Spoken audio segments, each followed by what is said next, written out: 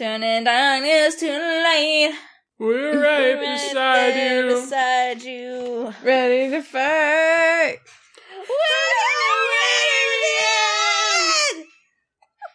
We must be strong. I love it so much.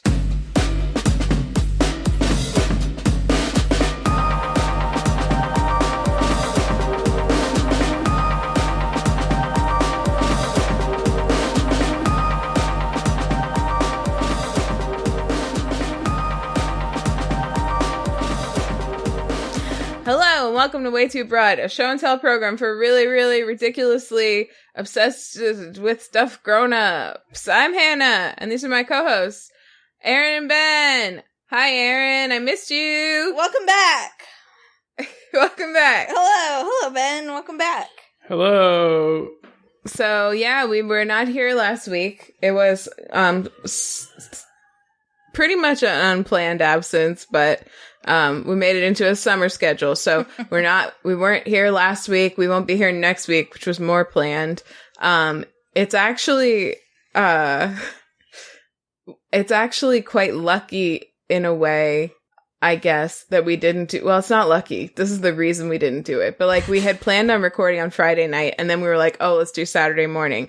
And then Friday night, my cat got really sick, and we had to take her to the cat emergency room.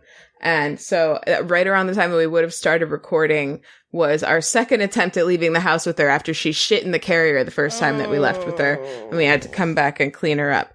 So, yeah, we wouldn't have been recording on Friday regardless. And then we spent most of Saturday sleeping, and then the rest of that Saturday last weekend, begging her to eat or drink anything. And eventually she did, and now she's fine. Ta-da! Yay! She's You great. said I was gonna lose my mind when you told me how you finally got her to eat. Oh, okay. So, so we get home at like 2:30 on a.m. on Saturday morning, right? Friday night, Saturday morning. We go to bed at like by the time we went to bed, it was like 3:30 or 4. So we all woke up like around noon or whatever. She was still really out of it. I don't know if you know this, Erin. I don't know if I mentioned it to you, but when we took her to the ER, so she had puked a bunch of times, but she was also like clearly in a lot of pain. Like she was like all hunched up, and her breathing was really shallow. And so one of the first things that the vet did was give her a painkiller, and it was like some kind of opioid for cats, like literally like just some hefty pain meds. Literally, the bottle says opioid for cats.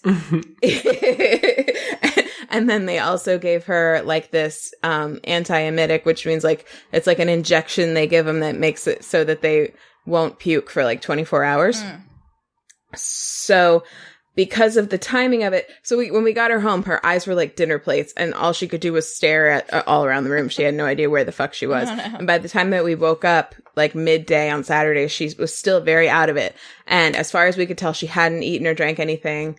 We ended up like having to go get like some boneless, skinless chicken breasts and boil them and cut them up and make rice to go with it, and like, you know, make her like a bland diet meal to help settle her stomach, which she had no interest in whatsoever. She was not looking at anything. The only way we were getting water into her was with an eyedropper. Like we were feeding it into her mouth, and she was letting us do that, but she wasn't like going for any of that stuff. So anyway, and she was spending, I mean, when we went to bed that night, and then when we got up the next morning, and throughout the entire day on Saturday until like 8 p.m., largely the only thing we saw her do was continue to sit in that loafed up position that where she looked like really unhappy. She didn't look as in pain, like she was breathing more normally, but she didn't look normal or relaxed or happy most of the time.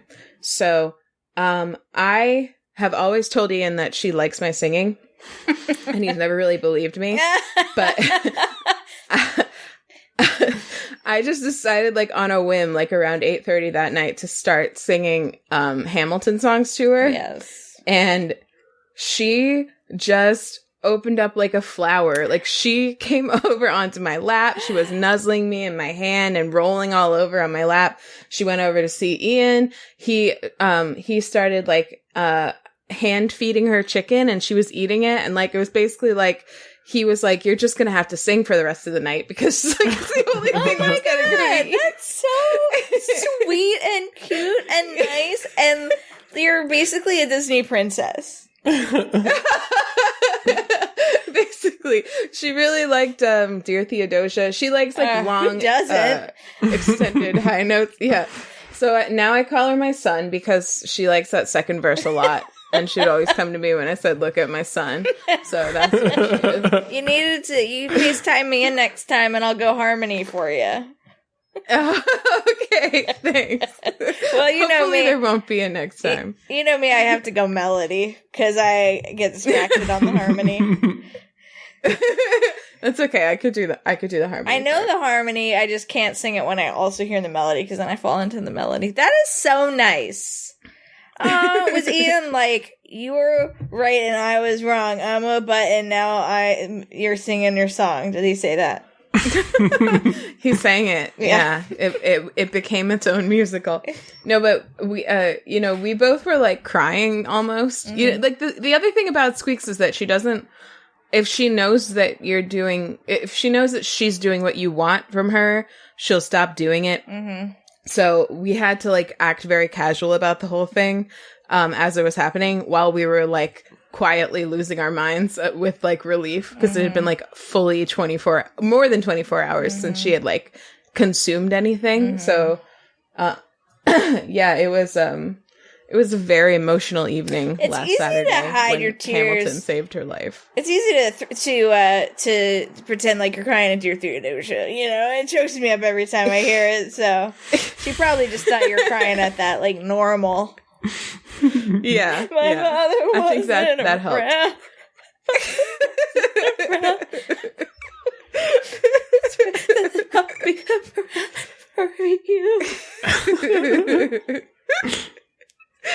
Well, that's nice. Yeah, so we took her to the vet on Monday. She got a clean bill of health. She seems to be fine. We think we know what it probably was, and we've adjusted her diet to try to account for it. It seems like she's had like a severe hairball blockage in her intestines, which sucks. Yeah. But it's gone now. Yicky. Well, I'm glad she's doing okay. I'm glad your voice has magical and restorative powers. Like, I always knew. I always knew that. And now I'm glad. We have proof. Hooray. It's proof, yeah. Ian can verify he was right there. Yeah. He saw it. So. That's nice. How was everybody's week? I was on vacation. It was like, I'm on vacation next week. I'm working on Monday. It's kind of fun. And then I'm off for a week and a half, I guess. I've always said it's really fun to work on Monday. Wait, you're working just on Monday and then taking the rest of the week off? Yeah, because our beach house rental starts on Tuesday. And so I'm taking the day after we get back off instead of the day before.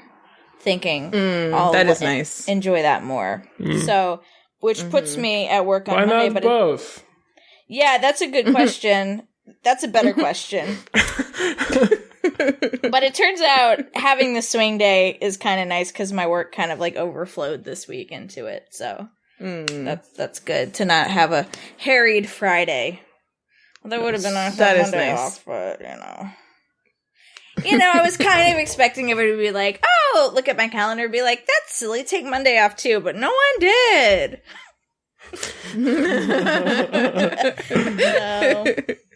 Turns out you can't wait for other people to tell you to take a day off. Yeah, it turns out.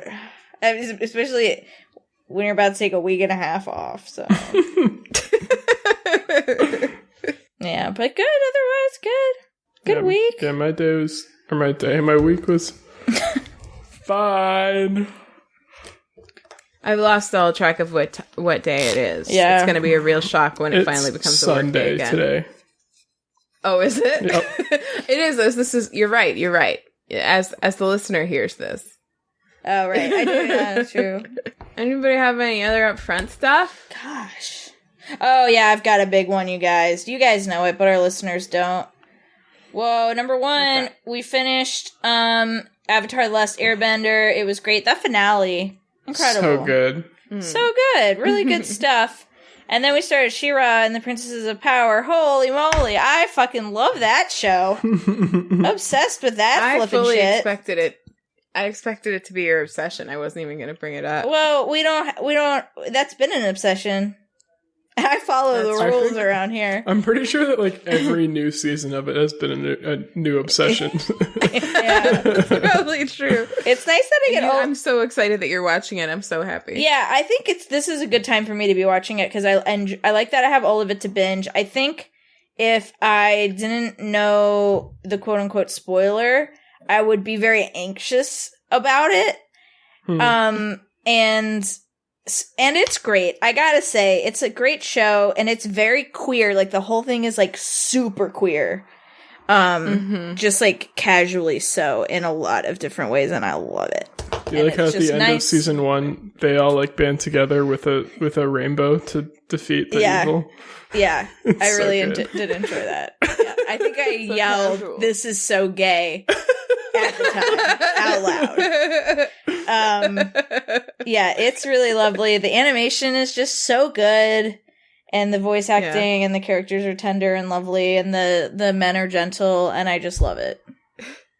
I really do.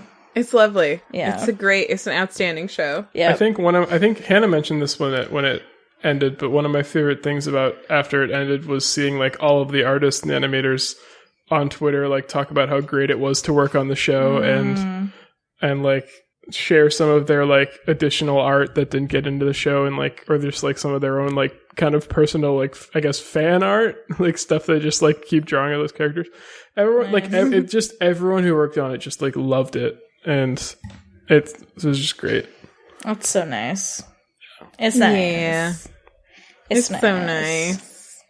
We forgot to do what are we drinking? Oh yeah, man. We're out of touch. We're out of sync. We're out of practice. We're out of drink. Baby Ben, what are you drinking? Iced water. That's the good stuff. Oh. 2 of them. Okay. I'm drinking non-iced water, one of them. Wow, that makes me want... Can we get the hat trick? Well, I'm Erin, drinking what are you drinking? Iced water that has melted but is still very cold. So it was previously iced water. That's a Ben Brown special. Yeah, is that all you're drinking? Nope. I got a decaf coffee. Oh. Ooh, nice mug. Yeah, it's a nice big boy. Yeah, it's just tall but not wide. Oh, it's kind of wide. It's kind of tall and wide. It's kind of wow. both. Yeah. See, tall here's and by wide. My head. Can you imagine? Put your hand up to the camera. I'm going to hold it up and put your hand up and you can see how... just put your hand up to your monitor. You can see how big it is compared to your hands. Pretty big. So, Ben, I think you missed this. I showed Erin... Okay, this is like not great for the podcast, but I showed Erin the infrared camera. Oh, God. I hate it. Oh, my God. Earlier. I kicked her out of the fucking... I kicked her out of the chat. I hate it so much.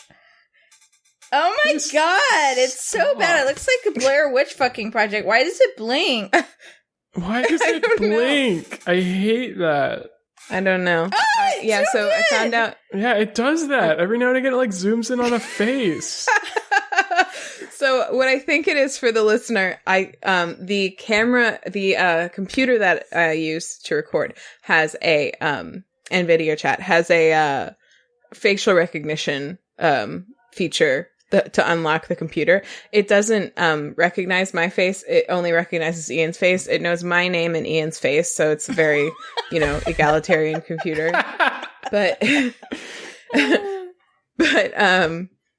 I think that's the camera that does the facial recognition, and I think also that's why it zooms in all of a sudden. But what it looks like is just like everything else is black, and it only sees like living things basically, or it also sees the microphone for some reason. I'm not really sure what an IR camera is actually picking up, but it looks like kind of like night vision-y and eyes and R's, but it's like flashing and also sometimes it just randomly zooms in on your face. It looks like a demon. It's very scary and or a zombie. Yeah.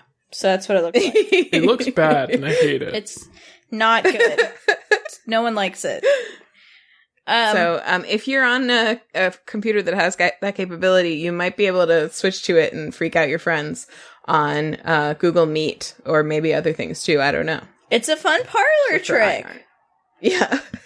To get kicked out of video chat. Yeah, I kicked her right the fuck out. She really did. I was like, well, she was obviously haunted, so that was a good call. I'm going to quote my good friend Beck, who sent this phrase to me that she made up today. I noped that in the bud. That's so good. Nope it in the bud. I like that. Just nope it in the bud. I've got a few other up fronts. I'd like to shout out my buddy Katie as well, who is a loyal listener and sometimes emailer, who has been into the Indigo Girls, and we had a really lovely chat about them the other day. Fucking shout out. I've had a few folks reach out to tell me that they checked their milk line and found some accessory nipples. Oh, I did. Oh my goodness. I wasn't going to out one. you, Ben, but you were one of them. Yeah, I forgot. I think I have like a real tiny one on my like left side milk line. That's so exciting. Mine's on my left side, and my other friend who reached out, theirs was on their left side as well. Wow. Amazing. I feel left out now. Yeah. I didn't find any. Amazing. Yeah, accessory nipples are in right now, okay? Damn. Yeah. Well, good for all of Congrats on your nipple, Ben. Thanks. I'm excited for you. you. I'm excited about it. I'm happy for all of you. Yeah. Good job checking. Yep. Check those milk lines. Keep checking them. You know, I don't think Ian did, so I'll have him check. What a piece of shit. Maybe I can have an extra nipple by association. Yeah, you can. It's by marriage or blood. Extra nipple by marriage. It's land rights. So you are the legal benefactor of his any extra nipples. Perfect. I'll have to check then. Yeah, and you can have partial beneficiaries as well. You just have to note it. Note the distribution. What was I gonna say? I don't know. I don't remember. Shout out to Katie. Extra nipples. Check your milk lines. I guess that's all. Check your milk lines. Cool. Well, then let's pop in then. If you can't remember, Yep. maybe you'll remember mid obsesh. Totes. That would be fine to interrupt Ben. I'd be fine with that. Yep. Yeah, I'd love it. Great.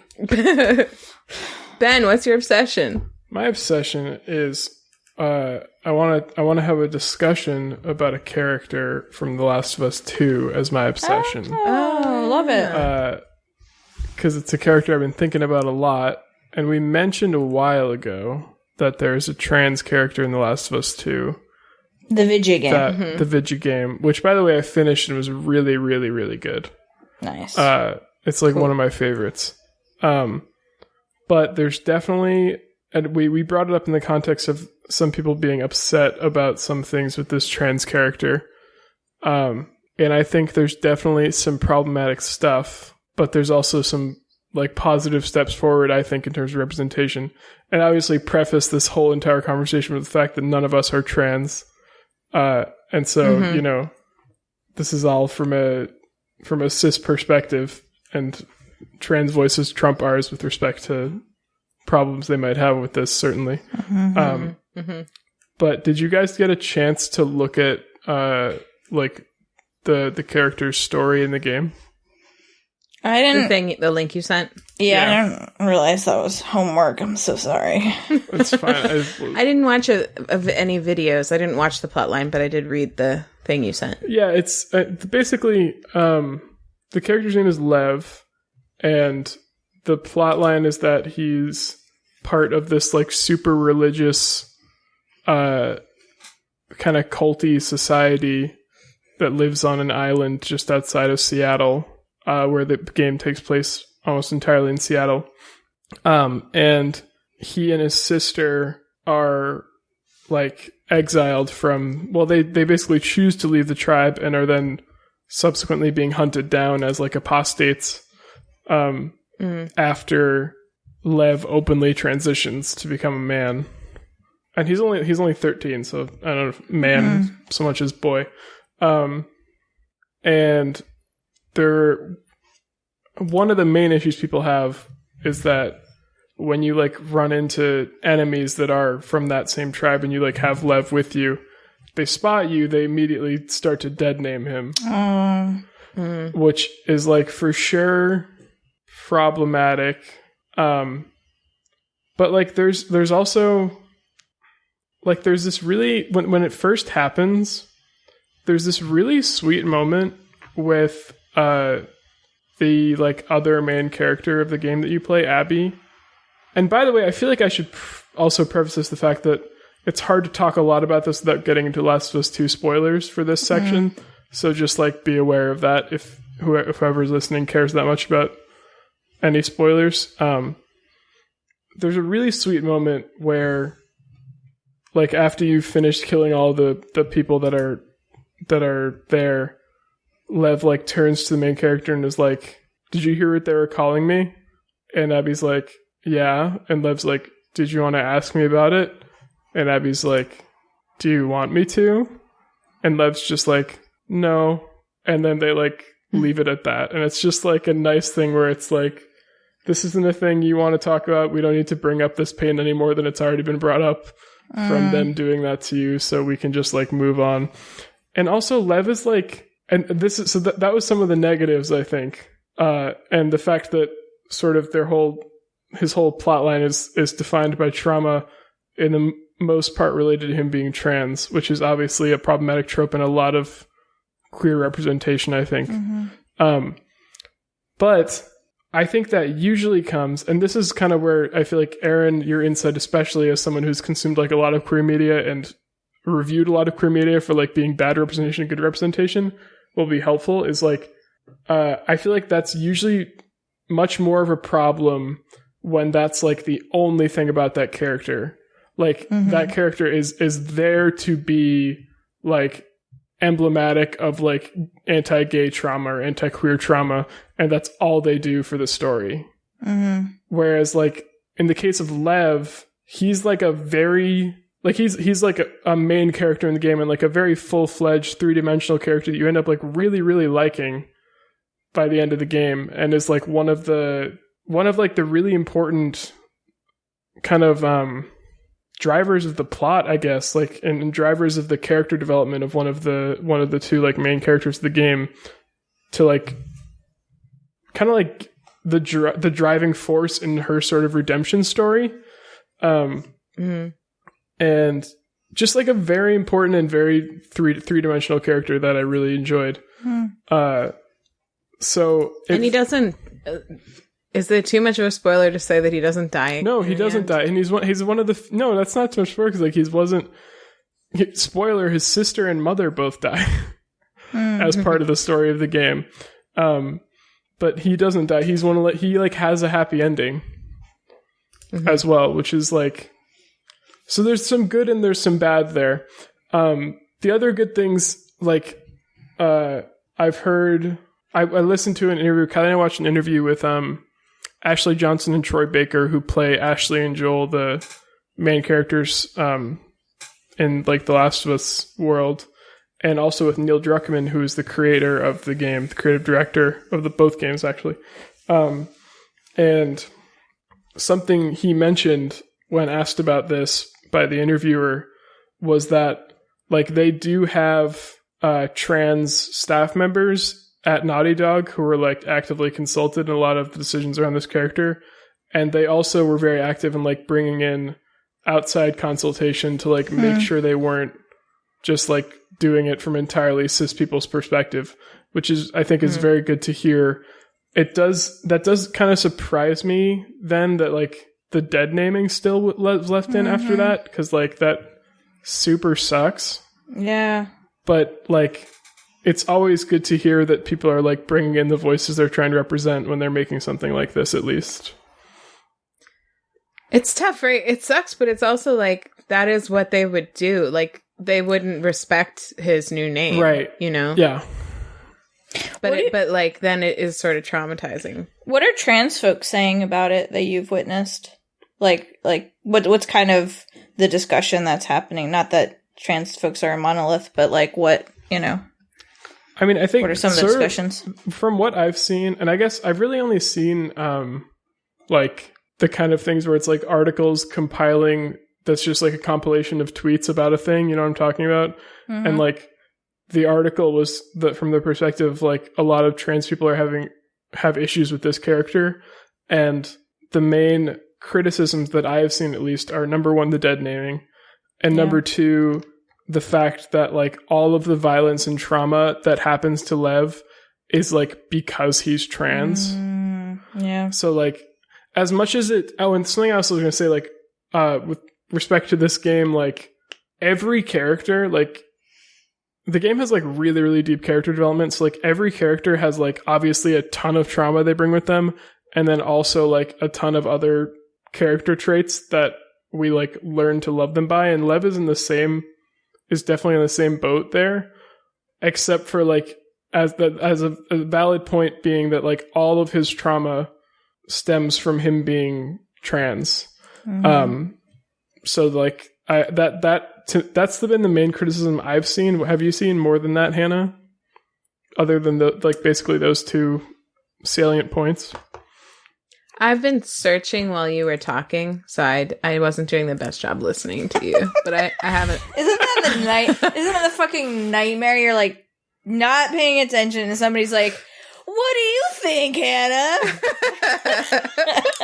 I was trying to help, but I can't really find anything.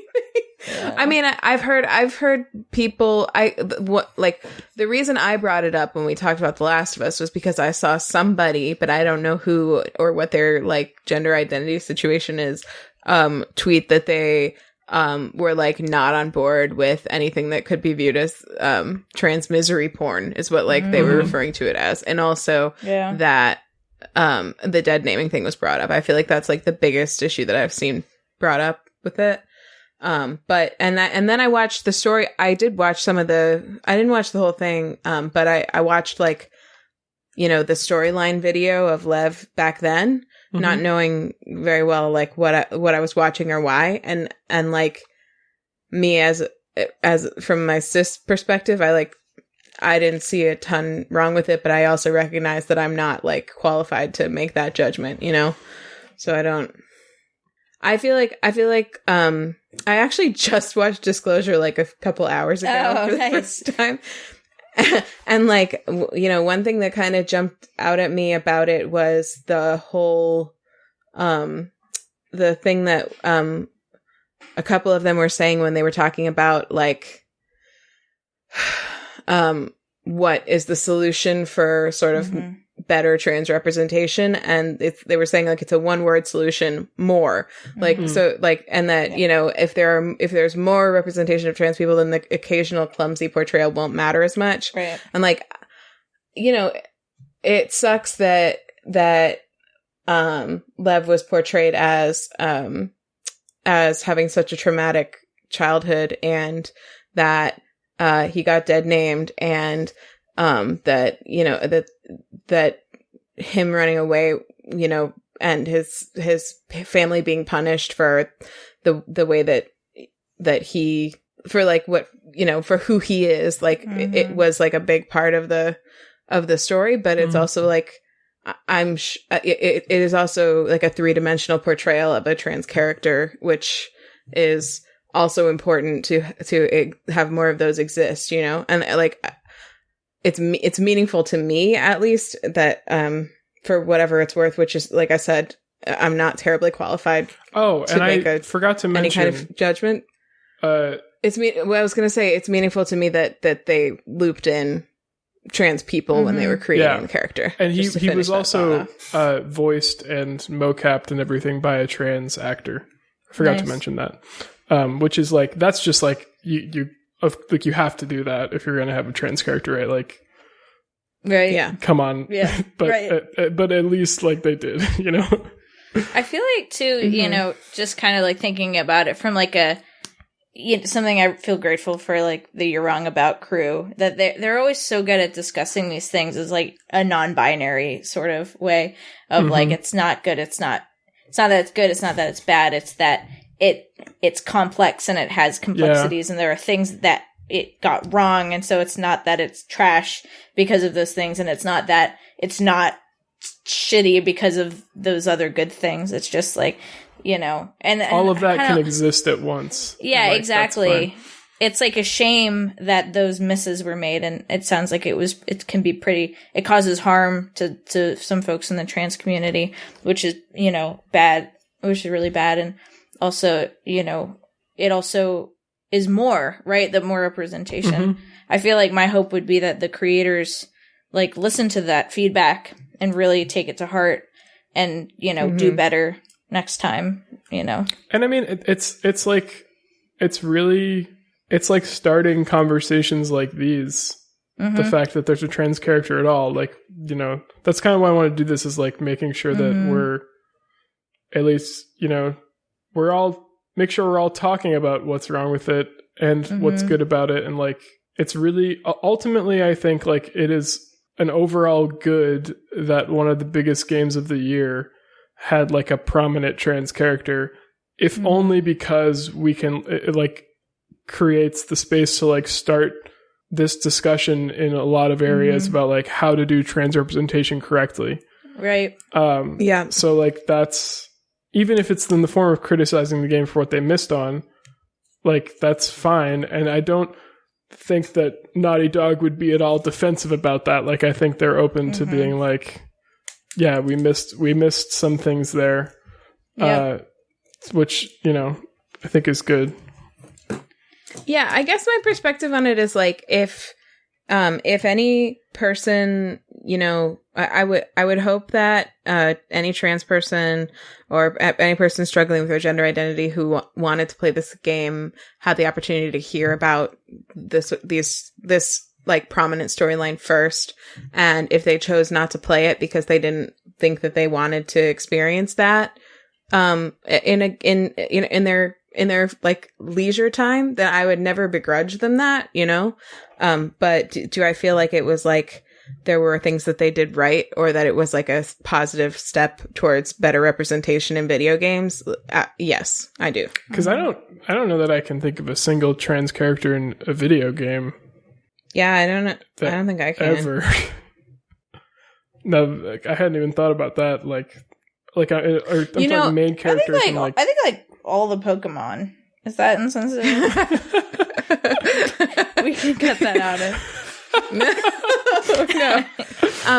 No, but in Wander Song, I believe the main character is like, I don't think that their gender is ever made clear. Like, they may be non-binary, and then there's an explicitly non-binary character as well in Wander Song, which is a delightful game, but it's not like a, AAA $60, like, everybody in the world. It's, it's an indie game. Yeah. I think representation tends to be better in indie games because there's also more people from marginalized groups that make indie games because they can't get jobs making big games, or they don't want to, I think, like, just another thing when you're asking about just kind of my perspective from consuming, like, and being, like, primarily interested in, like, queer media and stuff like that. I think, like, and again, like, my perspective is from one of, like, a way less marginalized group, and especially way less, like, violence and trauma and, like, deep embedded, like,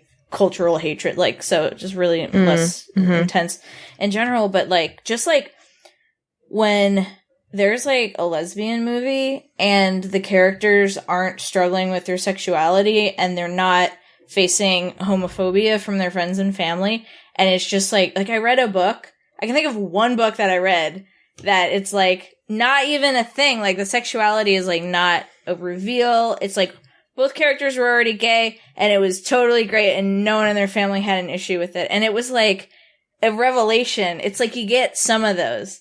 And so I think what I feel is, like, I wish that for trans people, and someday I feel like we'll get there. And I feel like you have to go through a lot of these, like, imperfect, imperfect representations to get there. And if only for like that storyline becomes so tired because everybody's already done it. And so like what's new and novel? Oh, it's not a thing. No one's done that yet, right? Like transness without drama, gayness without drama is new.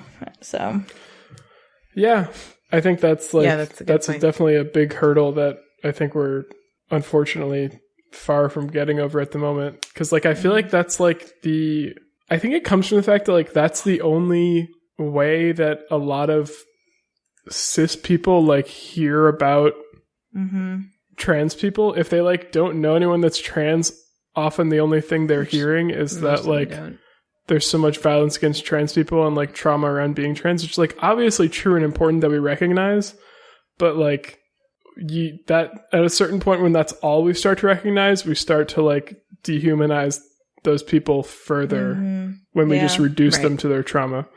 Right. Which is a problem in and of itself. It's kind of similar to what we talked about when we were first all starting to read up on like racial justice topics. Not that we've stopped doing that, but then Erin sort of had to like pull the brakes on us for a second and be like, hey, also like I've heard Black people talking about like, make sure you also remember that we're people and we also have fun and like consume things that are from, you know, Black people who are filled with joy and you know, not just things that are about their suffering. It's like, it's similar. It's like, it all comes from a place of, the person writing it wants you to understand and have empathy and understand their struggles. But then like the real understanding, the true understanding of the, you know, not just this group of people, but these people as people comes from going beyond that. But it does sort of feel like you need, I don't know, not each individual person, but like society as a whole, it almost feels like it needs to first have that like wake up call and then it can get to the next step of things somehow. Right. I don't know if that's really true. That's what it feels like sometimes. Yeah. Well, I think it's another example of like one of those things that where we like feel like society will just move forward on its own like gradually over time with that, but it's like another example of those things that has to be very deliberate by like the people that are putting out media. That's a good point. Yeah. How did you like Disclosure, Hannah? I loved it. I thought it was great. Oh my gosh. I was like fascinated start to finish. Did you cry? I don't think I cried. That part where Jen Richardson was commenting on that dad who was like proud of his trans kid. And she like was like, I never had that and I don't have that for myself like that. Yeah. Oh, I'm tearing up just thinking about it. That was just like such a powerful moment. I feel like she was incredible. It was so sweet. It made me think about someone I used to work with who has a young child, not as young as when I worked with him, but I've talked about him before, and like his kid is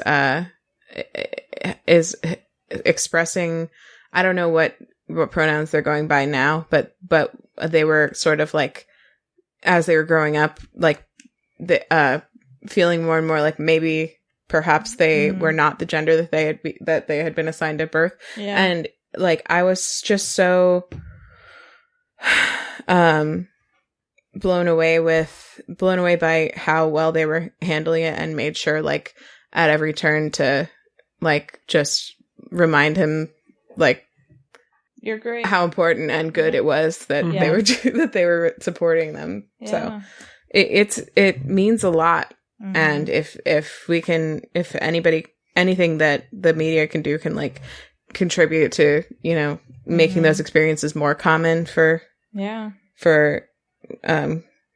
any kind of kid that, you know, trans kid or, you know, queer kid or whatever, like whatever the case may be, then that's important. Common and that's like meaningful. Joyous, right? Like that's what a joy and a gift to know who you are. Yes. And I mean, to bring it back to The Last of Us and Lev for a moment on that, in that respect, like,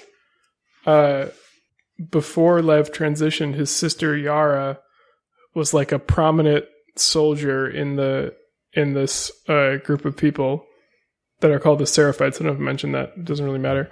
And like the part of the storyline is like Lev sort of always grew up questioning all of the traditions a little bit of the Seraphites, whereas everyone's just sort of taught to accept them. And Yara's like, I never really understood why.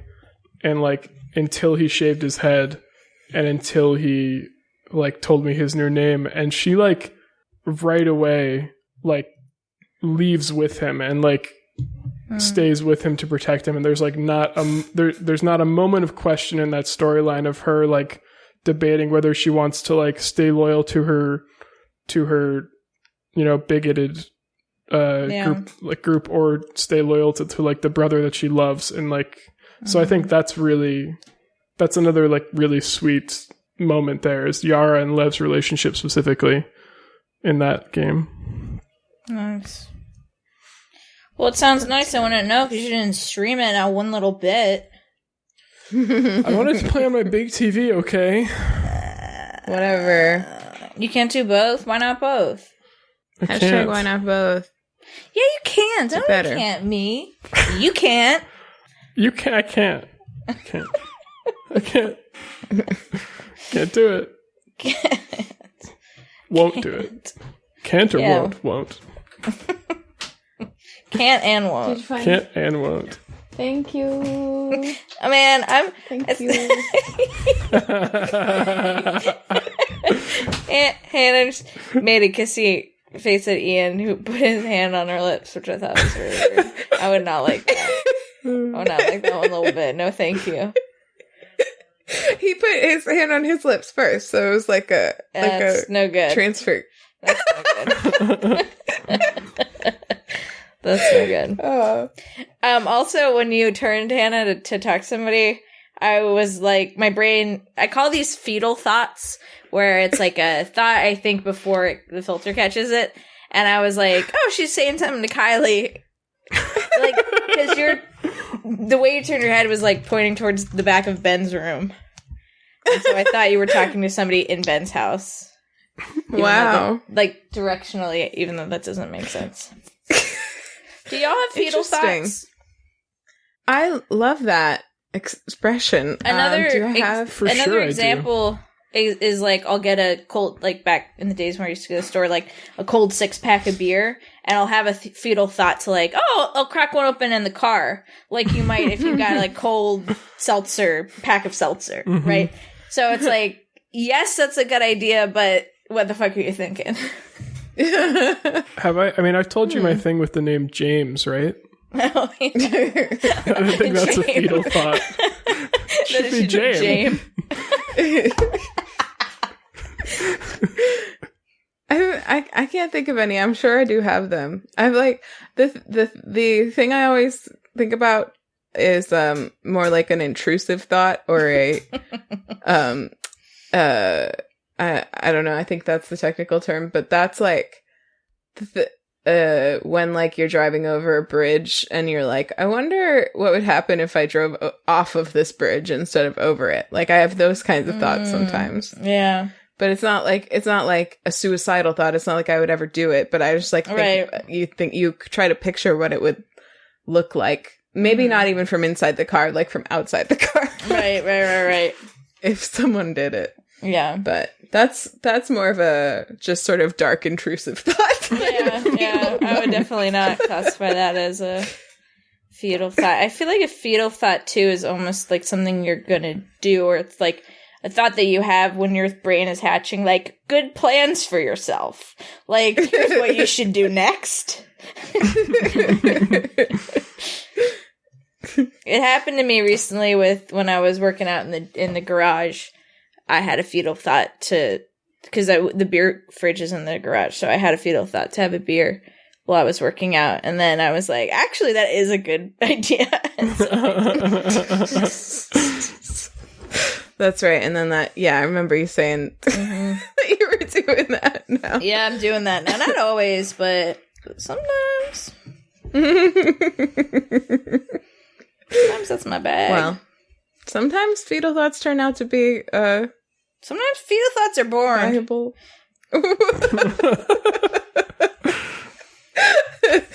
It's true.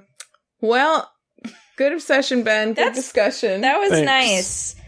That was nice. Thanks for bringing that. I was interested in understanding the controversy, and now I feel that I do. Mm-hmm. Probably even more so when I hear all the stuff that you said while I was not listening and searching. She's looking forward to listening to a podcast to understand more about this issue.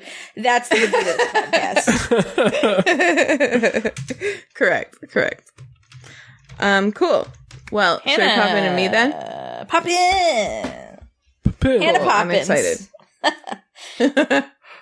I'm excited. I think Ben could probably guess what my obsession is if he tried. No? Mm-mm. If I told you it was a book series? Oh, Broken Earth? Is that what it's called? That's correct. My obsession. Oh, and neither of you have read it, so this would be good. Yeah. This is what I asked Ian to bring in for me. It's the first book from the series. So Did you see these are all going to be like movies and TV shows? Am I getting ahead of myself here? I did see that today. No, Okay. but that's not part of the obsession. But I am very excited about it. Cool. Sorry. Continue.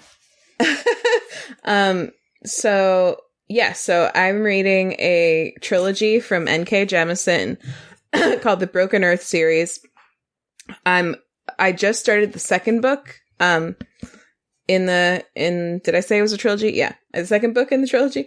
Ian is on the third one, and we've been like just devouring them. They're extremely engrossing and good.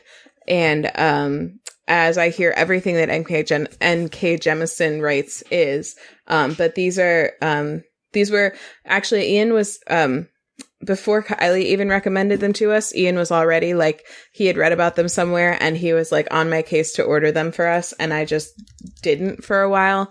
And I now regret every week that we spent not reading them because they're very good.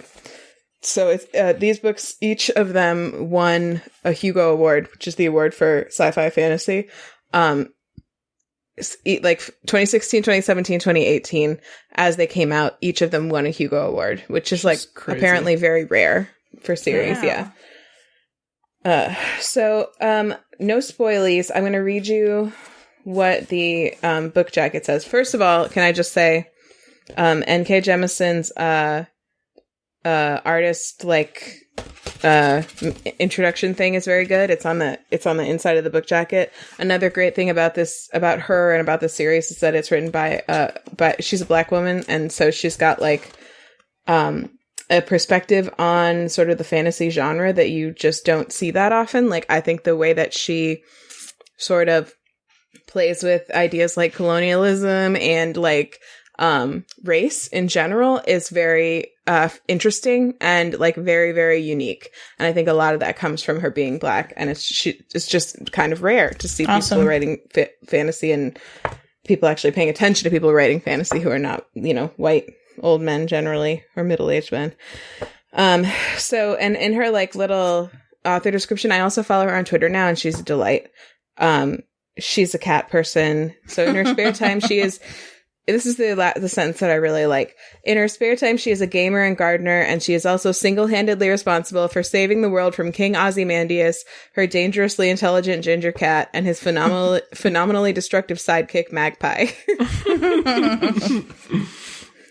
So, I will read you also the book introduction. So this is the like little blurb, like the buy this book blurb. This is what you must remember. The ending of one story is just the beginning of another. This has happened before, after all. People die. Old orders pass. New societies are born. When we say the world has ended, it's usually a lie, because the planet is just fine. But this is the way the world ends. This is the way the world ends. This is the way the world ends for the last time. That's why the Earth broke. Yeah, exactly. So I'll show you the map. So this book takes place, I'm going to just kind of set the scene for you a bit and tell you some things I like about it that are not spoilers that I haven't already said. The scene takes place in a world called the Stillness, which ironically is not still at all. It's just racked with like plate tectonics and like earthquakes and volcanoes and tsunamis, like all the time. Wow. Which is why there's this real emphasis on sort of like the cyclical nature of things, because since everything is so turbulent all the time, society has a way of kind of like, you know, protecting and then rebuilding itself in these little like individual communities that are sort of loosely tied together, but everyone sort of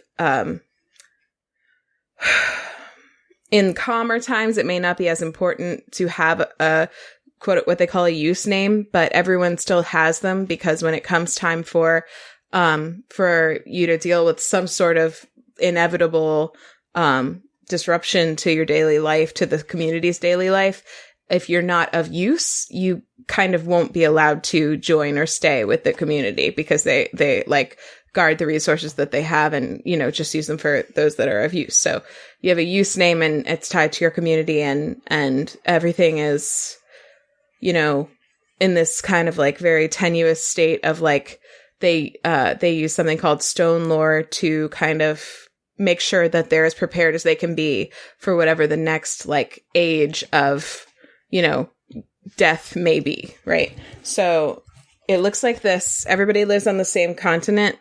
That's just for you guys. So it's just everyone look at your phone. Yeah. To get a picture. It's all like Pangea kind of, like it's all just one big continent that everybody lives on.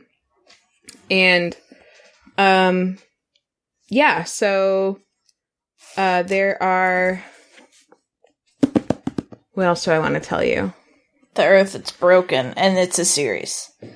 There are just a lot of really interesting dynamics and cool stuff going on. The basic kind of like social structure, one of the things that is sort of common across all of the more like civilized lands is that they all basically believe, because of the way that stone lore talks about them, that there are these certain people who are called origines, who have like control over like the earth, kind of. They can like control earth, but if they're not careful about how they use the power, it can be dangerous to regular humans, and for that reason they're like highly discriminated against.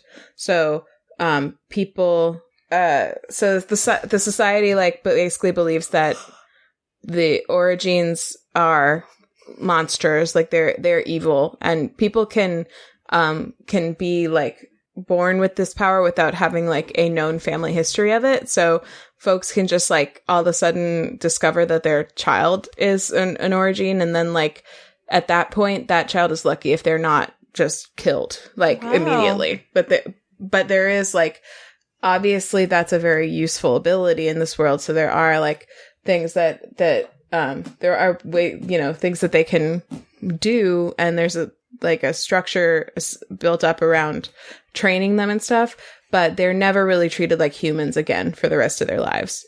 So it's just it's very, very interesting. It's so unique. Like I've never really read, it doesn't like, she doesn't really make use of any of the typical sort of like fantasy tropes or like, you know, fantasy quote unquote races. Like she designed all of her sort of races from scratch basically. And there is like definitely like the dominant society is like big darker skinned with like thicker hair that they call ashblown. Ashblown is like the ideal, which I looked up in the back. It means that it's like, it's kind of like the reason it's called ashblown is first of all because it's white, but also because it's like actually a good texture for, in a pinch, you can use it to mask yourself from ash, because sometimes there's like ash falls like snow for like long periods of time if there's like a volcano situation. So it's like utilitarian, but it's also like just, it's the beauty ideal is like big dark skinned with like this like, you know, dense curly hair that like, thick, stands on its own and stuff. And actually people with lighter skin are generally viewed as much weaker. And they're from like the north and stuff. And so it flips like, a lot of the sort of racial ideas, of standards of beauty that exist in our society on their heads. But it also just like, she also just like creates whole new social structures. Like everything is just very unique and very good and just fascinating. And because of the sort of, I was telling you, like the turbulent nature of the whole world, there are like all these relics and ruins of societies that don't exist anymore all over the place that people like just kind of learn to ignore because they're like, because they call them like dead civs, like they're civilizations that didn't survive the some age or another. So they just like assume that they're not like, they don't have any wisdom that they could have shared because they didn't survive. So it's just really, really good. I just highly recommend them. As I said, I just started the second one, so I'm sure it only gets better because Ian was totally engrossed in the second one as well. Nice. So, yeah, everybody should read them. I want to have a discussion group thing with like Kylie after we finish them because I know she would be excited about that. She loves them books. Well, I just got them. And you'll have to read them too. I just got them for my beach trip, and Sarah said they were all she could think about last summer, and she may reread them. So I would be in on the book discussion group if we finish them in time. Oh, it's exciting. Ben, you have to read them too then, finally. Okay. It's honestly, like, shocking that you haven't. We're shocked, Ben. TBH. Hey man, sometimes I don't read a book. Yeah, sometimes he doesn't read a book. And I'm allowed sometimes. to not read a book. Every now and again. Yeah. But yeah, I guess it's going to be some kind of thing. A show or a movie or something. Which is really exciting. I just hope they do it justice. Where did these fall in the timeline of her body of work? The third one came out in 2018. I think she had books already out before. But that's all I know. Have you read anything else by her? No, but I plan to. Cool. She's a great Twitter follow. I will second that. We watched she's fun. We watched The Old Guard on Netflix because NK Jemisin tweeted that she liked it. And it was really good. It was really good. I enjoyed it a lot. She knows what's up. I don't think she knows what the fuck's up. What's it about? I'm gonna watch it. It's about these 4 immortal mercenaries who are being like hunted by a big pharma company because they want to basically like dissect them and figure out why they're immortal and then use it to make a miracle drug and make a bunch of money. That's exactly what would happen. Erin, what's your obsession? All right, well, I pinned my video, and now you guys are on the opposite sides, and that's unacceptable, and I want it to end. Why does it do that? Oh, no, I just got it right. Oh, no. Hold on, I just have to do this until it was that way, but I was too used to clicking. Maybe one of you talk. Hannah, talk. Hello. Okay. Hello. Hannah, stop talking. Ben, talk. Hello. I think it's whoever's talking goes on the left. It's so stupid. Okay. All right. My obsession. I'm gonna stop banging my markers together. Hello. My obsession this week is a book of it's a verse novel in sonnets it's called Love, Death, and the Changing of the Seasons by Marilyn Hacker. I didn't know that was a thing. Yeah, it is. So it's each, I need to read up. There's a lot of like, I'm reading it all the way through it, then I'm going to like go back and study it is what's going to happen. But every page is a sonnet, but it tells one cohesive story. That's cool. Yeah, so first published in 1986. this critically acclaimed sonnet sequence is the passionately intense story of a love affair between two women, from the electricity of their first acquaintance to the experience of their parting. And it's very beautiful. It's really well written. Marilyn Hacker is a critically acclaimed poet. She lives in New York City and Paris. That's how you know. If you're a poet, you have to live in those two places. But, and she's like, she's mastered like a few different like forms of poetry, and she has other books that I think are sonnets and stuff. But this one is very autobiographical. Like it's about clearly her experience having this like year-long passionate love affair with a much younger woman. And it's really interesting because I'm like, who is this person? Because she references herself by her full name, but then this other person is just called Rachel. And it's really beautiful. The poems are really, really pretty. They're clever. There's a lot of like, there's a lot of unexpected rhyming, and it's just a fun way to read a narrative. And there's a lot in here. There's a lot of like, definitely like things that I'm not picking up on. There's some things that I'm like picking up on, and then there are definitely some like references and stuff that I'm not. So I'm really interested to go back and reread them, both to like, I feel like to get more out of the poetry itself, but also to get more out of the references and stuff. But the reason I'm reading this is that this book is referenced in another book that was my obsession. I meant to look this up ahead of time. Oh, look at this. Let's see. Pages for You, I think it was called. He definitely did talk about that book. Yeah. Episode 23, the analogy was very labored and incorrect. I talked about Pages for You and Pages for Her, which are both novels by Sylvia Brownrigg.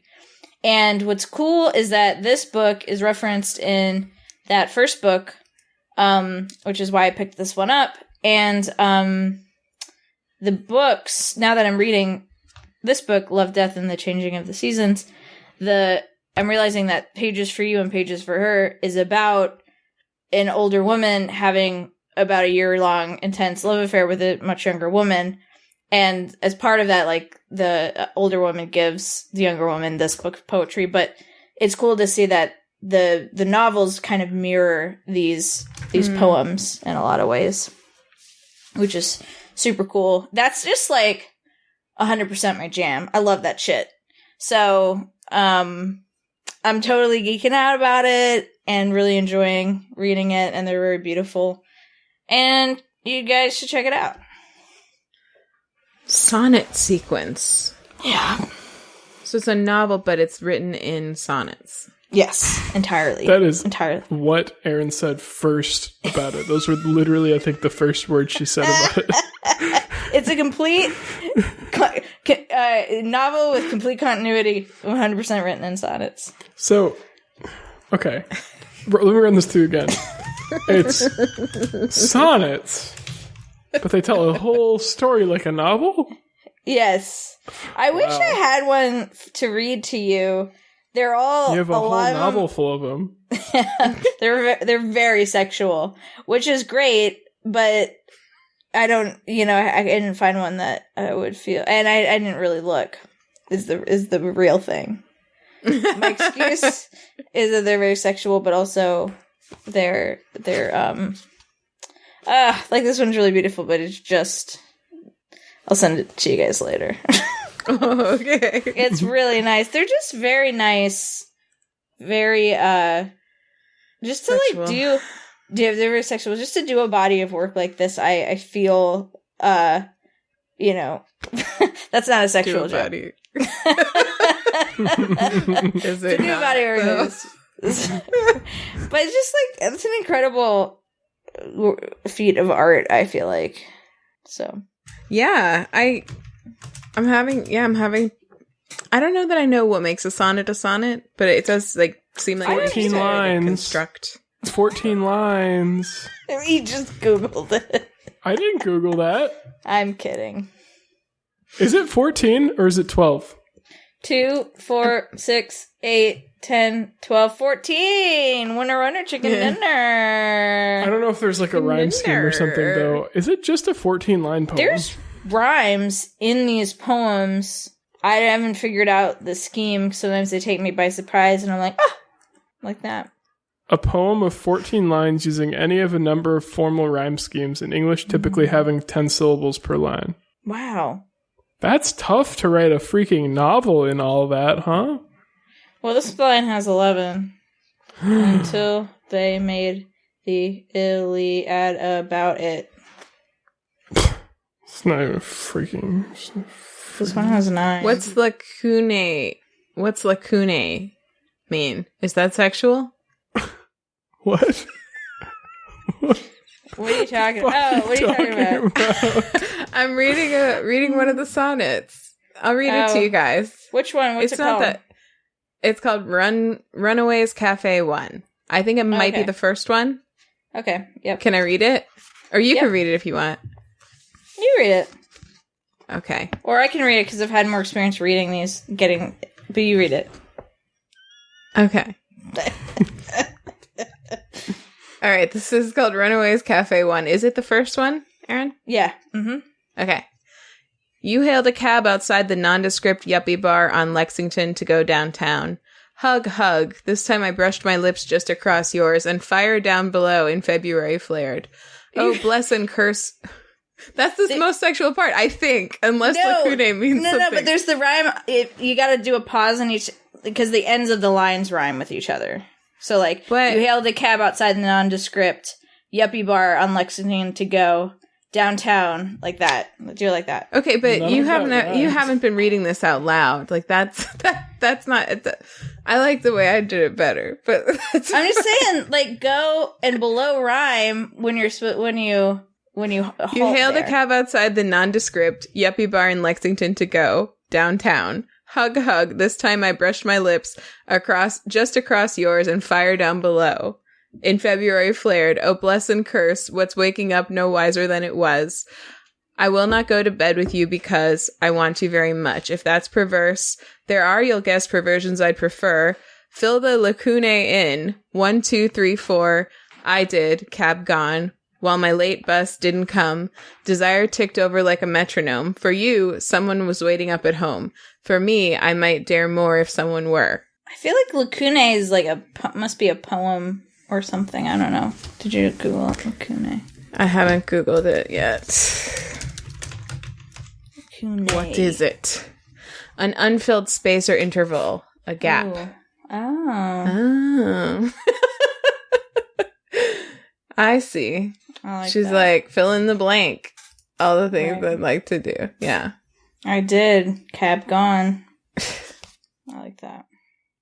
You know, it's interesting. So is a lot of Shakespeare written in sonnets, or is that iambic pentameter, or what the fuck? Because I feel like it does he like wrote kind a lot of sonnets.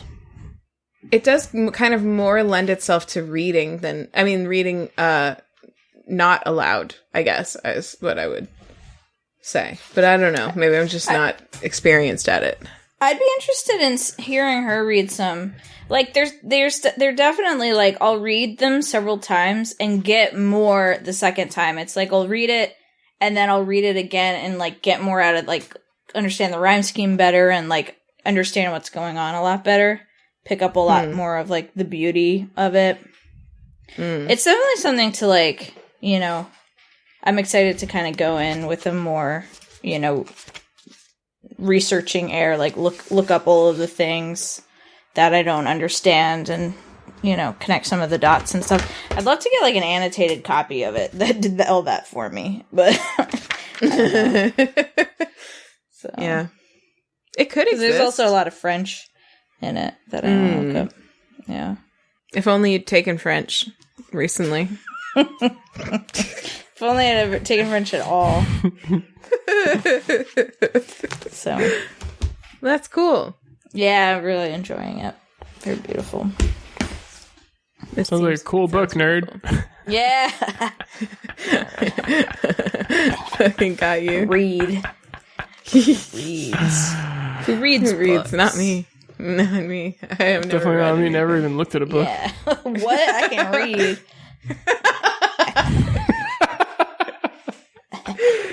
Erin, have you gotten to the episode of She-Ra where they meet Bo's parents? No. Okay. Mm. There's so much fucking funny in that episode that I want to quote at you, but I won't Okay. yet. We're in season 2. I think it's in season 2. Cool. Might be 3. I don't know. You're gonna love them. We must be brave. You're just gonna love them. Cool. I'm excited. I'm just so delighted that you're watching it and that you're liking it so much. I'm loving I wanna it hear so much. all of your continuing thoughts on it. I'm loving it so much. We must be strong and we must be brave. We're strong. We're good. Okay, anyway. All right, let's wrap up. Let's, we're turning into a pumpkin. We're turning into the proverbial pumpkin. All right, Ben, what's your homework, brother? Brother? Work. I guess it's play The Last of Us 2, and also think about and talk about trans representation and how we can all make it better, and how we can demand of our creators. Wow, that sounds weird. I meant like people that we follow that are creative, not like the people that created us. Demand from the creative world to do better in trans representation. That's right. Yeah. Also, my Twitter's nicely proved Ben. My Twitch is Disco Greg. Nice, nice, nice. Not like you streamed The Last of Us 2, though, or anything like that. So. Nope, I didn't. My homework is read the Broken Earth Trilogy by N.K. Jemisin. The first book is called The Fifth Season, and the second one is called The Obelisk Gate, and the third one is called The Stone Sky. And we're all going to read them and talk about them, so why shouldn't you? Like, hello. Hello. And hello. And check your milk lines if you haven't yet. And text Erin about it. Check your significant other's milk lines if they don't want to do it. Check it when they're sleeping. Yeah, that homework is just for Ian. And then my Twitter is Anthropology. I'm on Instagram at Anthropology. And that's it. Erin, what's your homework? Oh, I'm mid-yawn. Let's see. My homework is to check out Love, Death, and the Changing of the Seasons by Marilyn Hacker, winner of the National Book Award for Poetry. It's nice. What else? And then when you read that, read Pages for You and Pages for Her by Sylvia Brownrigg. It's gonna be a treat for you. Okay, let's see and watch She-Ra, Princesses of Power on Netflix. Even if you aren't historically into animated series, as I am not, I'm fucking loving it. Okay. My Twitters are Burn. I review lesbian movies, lesbian movie reviews on Instagram, even though I keep deleting my Instagram app. And well, I think that's it. Are you still on Twitch at Disco Greg just won? Yep. Okay, cool. Damn right. One and only. Yeah, no one's gonna take that one from you. That's right. Just one. That's why there's just one. Yeah. If you want to call us, leave us a voicemail. Let us know what you think about trans representation in the media, or how many nipples you have, or any of that stuff. You can do that at 774-326-0420. Blaze it. Blaze it. Ben doesn't participate in the Blaze Blaze. He it. didn't last time either. I don't think he wants to anymore. Wow. Fucking Blaze it. rude. Blaze it. Thanks. Fucking rude. Blaze it. Unbelievable. You can follow us on Twitter at 2broadpod. You can follow us on Instagram at waytoobroad. You can email us at waytoobroad@gmail.com. And if you missed any of that, you can find it all at waytoobroad.com for anything you want. Check out earnben.com for anything you need. Don't forget to rate and review us on Apple Podcasts or wherever you can. And also, reminder again at the end of the episode, there will not be an episode next week. So we'll see you let's see, when this comes out, it's the 19th. We will see you again on August 2nd. Wow. Did you do that in your head? Is that right? Or see you, August 2nd. through your ears. Wow. Yeah. Hear I'm looking you. at a calendar, guys. Oh, okay. You were looking up a physical calendar, but it looked like you were just like looking and thinking. Oh, no, never. It was that funny. would never happen. August 2nd, I think. I should have let that run, but I didn't. So Yep. Well, yeah. Oh, what else do we do? Fuck! I've not had a podcast candle going this whole time. Oh my god! How do we end this? Okay, hold on. That's everything. Thought something right? Okay. was wrong. Thanks for listening, and sorry this episode doesn't count. We're gonna have to re-record a new episode because there's not even a candle here. But let's just say this. Okay, how about this? The metaphorical podcast candle is now extinguished. That works for me. Wait, did the theme tune work? Is the ending theme playing? That's how you know that it works.